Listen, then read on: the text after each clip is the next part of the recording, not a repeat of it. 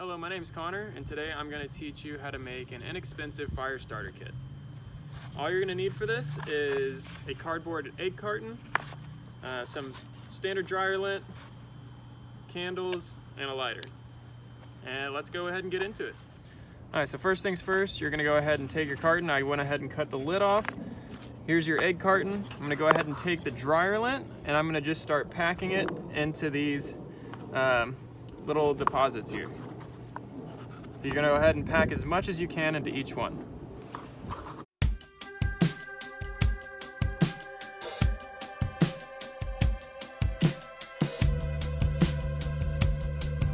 Next thing you're going to do is go ahead and light your candle and just start pouring the melted wax all over, completely soaking all of the dryer lint.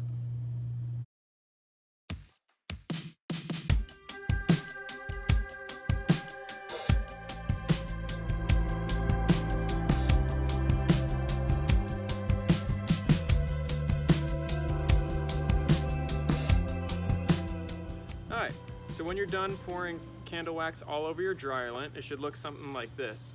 It'll be completely coated, it'll feel hard to the touch once it dries. That's how you know that you added enough wax to your dryer lint.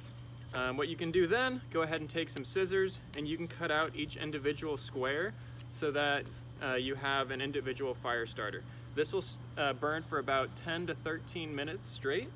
If you have decided to go ahead and create a toilet paper roll full, all you need to do is take your dryer lint, stick it to the bottom. What you want to do is pour wax a little at a time. So you pour wax on one end, pour some on this end, then add more lint to it, so on and so forth. This here will burn for about 40 minutes straight. Just a reminder, all you need for this fire starter kit, some cardboard egg cartons, just dryer lint straight from the dryer, and non-scented candles. Now make sure you get non-scented candles.